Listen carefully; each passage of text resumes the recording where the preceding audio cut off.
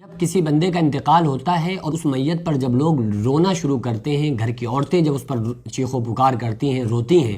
تو حضرت ملک الموت جو بندے کی روح قبض کرنے کے لیے آئے ہوتے ہیں اور اس کی روح لے کر گھر سے نکل رہے ہوتے ہیں،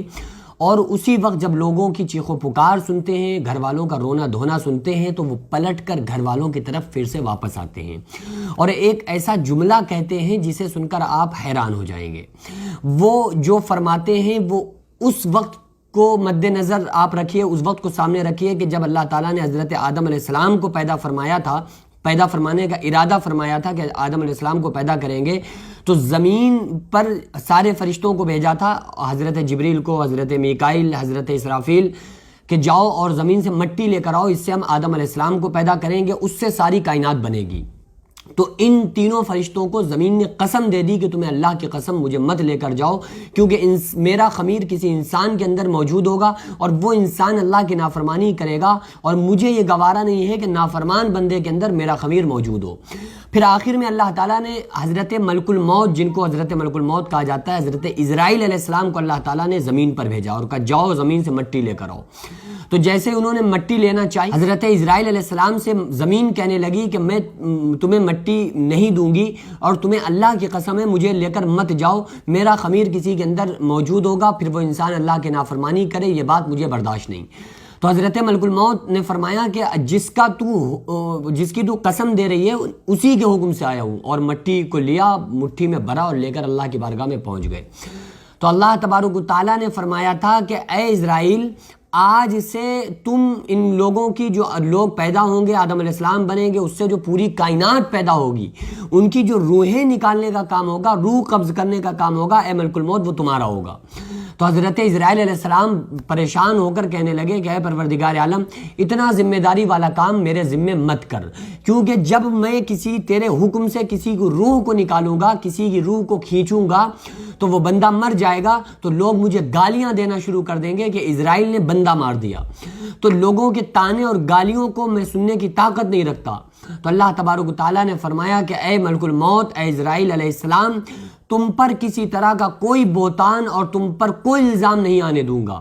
بلکہ ہیلے روزی بہانے موت، یعنی کہ جب کسی بندے کا انتقال ہوگا تو کوئی نہیں کہے گا کہ حضرت اسرائیل علیہ السلام نے موت دے دی، حضرت اسرائیل علیہ السلام نے روح کو نکال لیا، بلکہ کوئی کہے گا پیٹ کے درد میں مرا، ایکسیڈنٹ میں مرا، اور کوئی بیماری پریشانی نہیں تھی تو ہارٹ اٹیک آ گیا، انسان کو دل کا دورہ پڑا اور وہ انسان ختم ہو گیا۔ لہٰذا اللہ تعالیٰ نے فرمایا کہ اے میرے فرشتے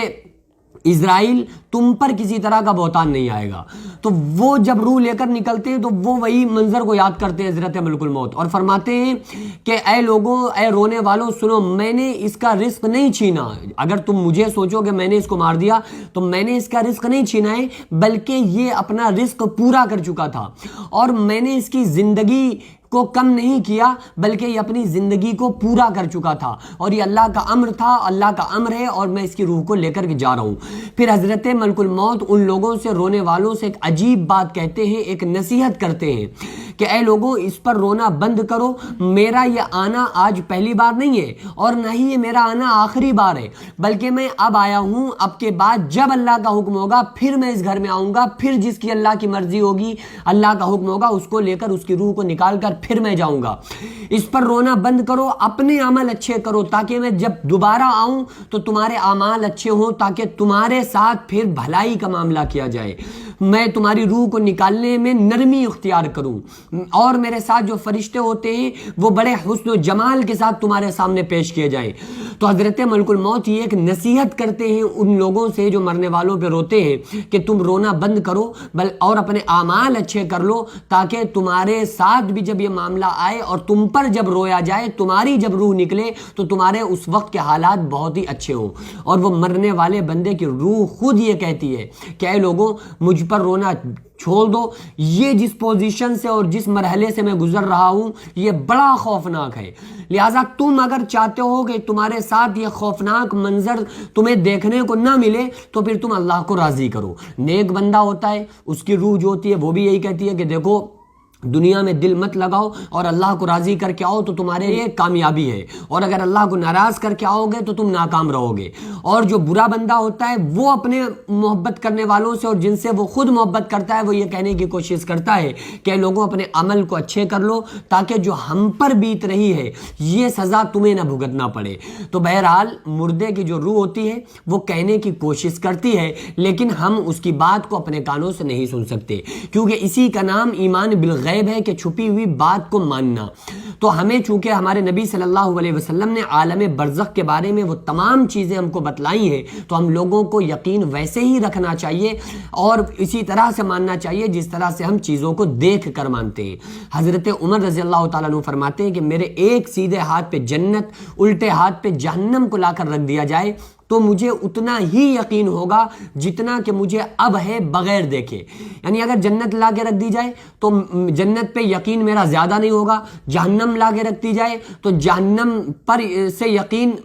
میرا یقین میں اضافہ نہیں ہوگا، بلکہ مجھے بن دیکھے جتنا دیکھ کر مجھے جنت اور جہنم پہ یقین ہوگا اتنا ہی بغیر دیکھے اب یقین ہے۔ تو ہم لوگوں کو یقین رکھنا چاہیے کیونکہ یہ بات ہمارے نبی صلی اللہ علیہ وسلم نے ارشاد فرمائی ہے۔